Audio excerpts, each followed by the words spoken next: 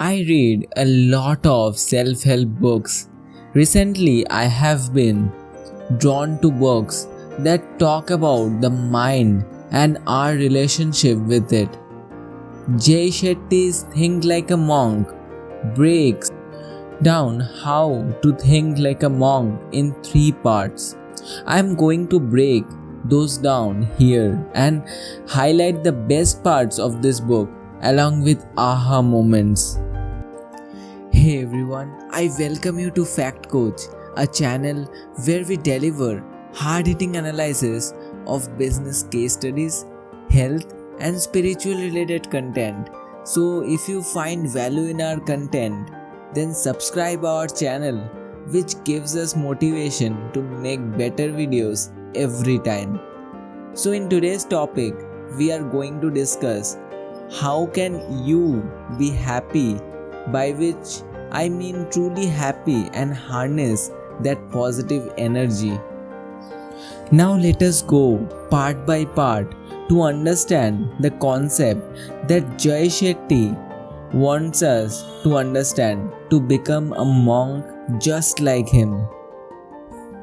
Part 1 of the Monk Mind. Let go. I myself struggle immensely with the idea of letting go. Through healing some of my own traumas in my self-love journey, I have been able to identify my identity, negativity, fear, and intention. Shetty validates that journey for me and gave me extra tools to use as I continue to grow and heal. The biggest takeaway from this part is the breakdown of what exactly is the monk mind. Shetty describes us as having either a monkey or a monk mind. We are all human, so these 2 points of view are interchangeable. The purpose of the book is to identify and acknowledge when the monkey mind is in charge. Part 2 of Monk Mind is Grow. In this section, Shetty explains the power of routine as well as the ego. The critical 2 things to recognize and learn from if you want to grow. He provides extremely useful charts and tools for determining your purpose, and he explains the mind in a way that literally blew my mind. He tells an old Cherokee tale about the 2 wolves that live within each of us. According to the story, the wolf you feed is the one who wins. Part 3 of Monk Mind is Give. So we have taken the journey inward. The last part Shetty offers is on gratitude, relationships, and service. We have talked about gratitude here, and Shetty really helped remind me that being present in gratitude is in fact a state of mind. The biggest aha moment for me in this part of the book was Shetty's explanation on the circle of love. Shetty ends this section of the book with service. I really enjoyed the organization of the book.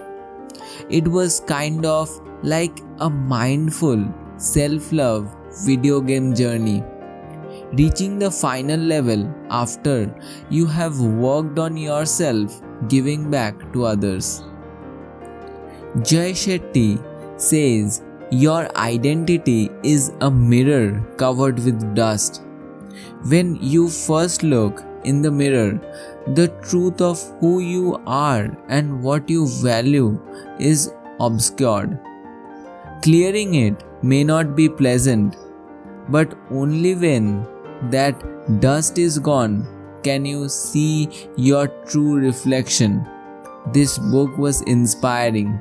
It gives you tools and exercises to help you navigate your purpose and healing without making you feel guilty or afraid that you are not ready to do those things yet. It's a must read for everyone.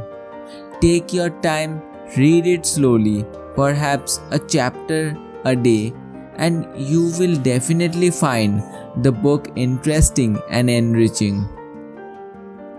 I have provided a link down in the description from where you can buy this amazing book.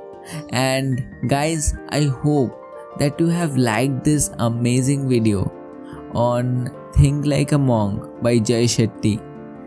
Bye for now and meet you in next such amazing case study. Peace. Your growth means our success. Keep learning, keep growing.